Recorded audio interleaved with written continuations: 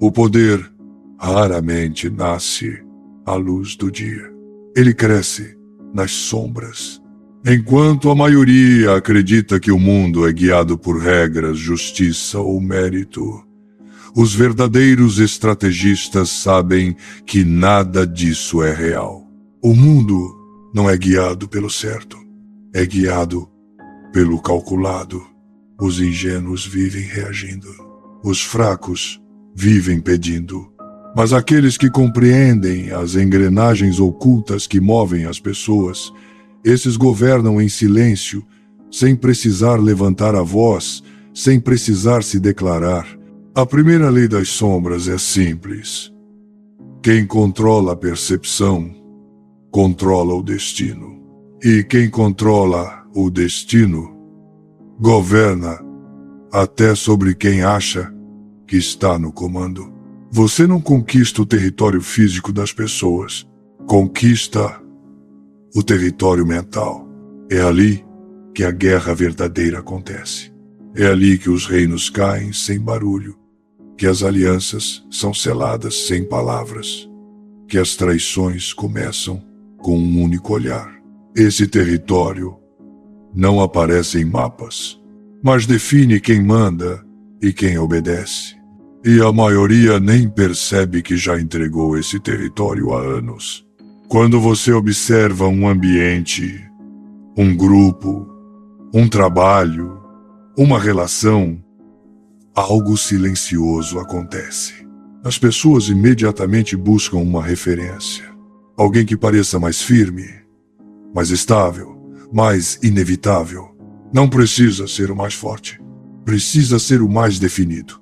Os que hesitam viram peças. Os que decidem viram jogadores. E a maior parte dos seres humanos é treinada desde cedo para hesitar. Por isso, se você quer assumir o território mental, precisa dominar a primeira sombra do poder, a percepção. Você não precisa ser invencível, precisa parecer inevitável. Os outros não analisam a sua essência. Eles reagem ao seu ar, à calma, ao silêncio, à postura que dizem dizer: eu não corro atrás, eu atraio. Quando você controla a percepção, cria um paradoxo perigoso. Os outros começam a se comportar de acordo com o que acham que você é, e não com o que você realmente é. A partir daí, você deixa de ser uma pessoa, se torna um símbolo, e símbolos governam mais que homens. Mas não basta controlar como te veem, é preciso controlar como te usam.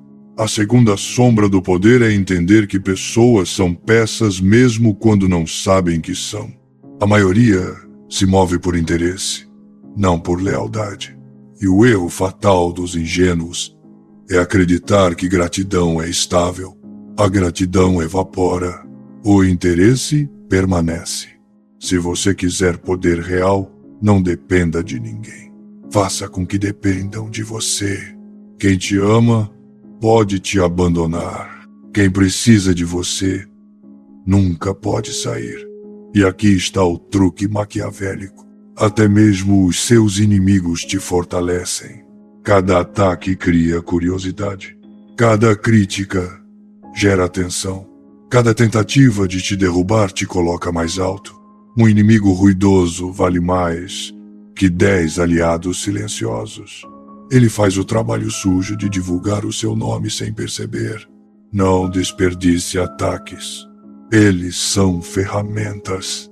Energia direcionada contra você pode se transformar em combustível se você souber como absorver, alear, mas nenhum truque é tão subestimado quanto o silêncio. O silêncio cria medo, cria expectativa, cria autoridade.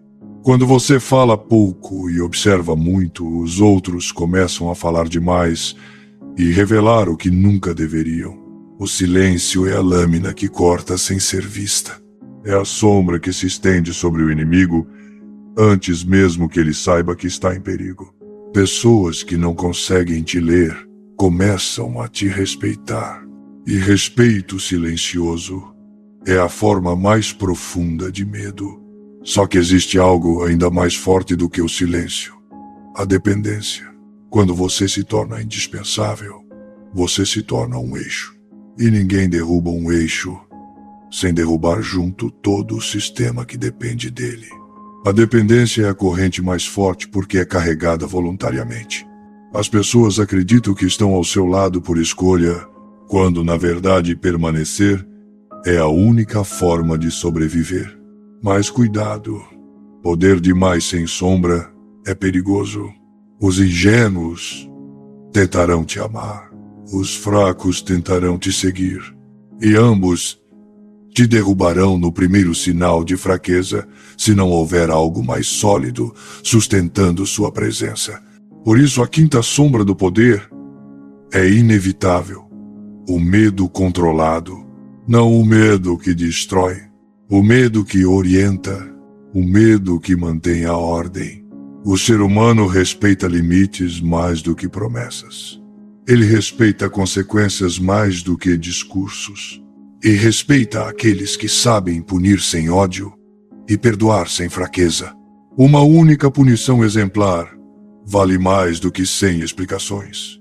Mas nada mantém um reino mental tão protegido quanto a sexta sombra: a divisão estratégica. Pessoas unidas demais se tornam perigosas. Pessoas divididas demais se tornam inúteis. O equilíbrio perfeito é manter las ocupadas umas com as outras enquanto você permanece intocável.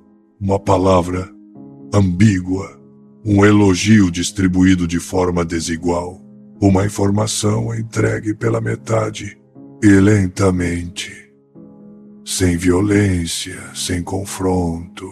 Os outros começam a desconfiar uns dos outros. E quando todos se vigiam, ninguém vigia você. É nesse ponto que você se torna invisível e indispensável ao mesmo tempo. Mas existe uma sombra mais profunda, a sétima, a mais maquiavélica de todas. O verdadeiro objetivo nunca é dito em voz alta. Ele só é revelado quando é tarde demais para qualquer um impedir. Enquanto os outros olham para suas metas pequenas, você trabalha nas metas gigantes. Enquanto observam sua mão direita, é a esquerda que muda o tabuleiro. Enquanto esperam por suas palavras, é o seu silêncio que constrói o caminho. Metas expostas cedo são alvos. Metas reveladas tarde são coroas. E quando você alcançar o que buscava, os outros dirão que foi sorte. Os fracos sempre chamam de sorte aquilo que nunca foram capazes de prever. Agora você conhece as sombras, as 7 leis que moldam líderes, manipulam sociedades e definem quem comanda o jogo. Mas entender não basta. É preciso absorver, é preciso internalizar, é preciso agir sem testemunhas. Porque existe um tipo de poder que não pode ser ensinado, só pode ser despertado. E é aqui que você enfrenta uma escolha: continuar sendo mais uma peça, movida por impulsos, medos e narrativas, ou se tornar o jogador que enxerga o tabuleiro inteiro. Antes de continuar, preciso te falar algo sério. Se este vídeo está fazendo sentido para você, se você sente que existe um lado seu que sempre soube dessas regras, mas nunca conseguiu colocá-las em prática, então está na hora de dar o próximo passo. Leia O Príncipe, não a versão pasteurizada, não o resumo, não um manual bonitinho. Leia o original, porque enquanto a maioria consome frases soltas, quem estuda a obra inteira desperta o tipo de poder que não se aprende na internet.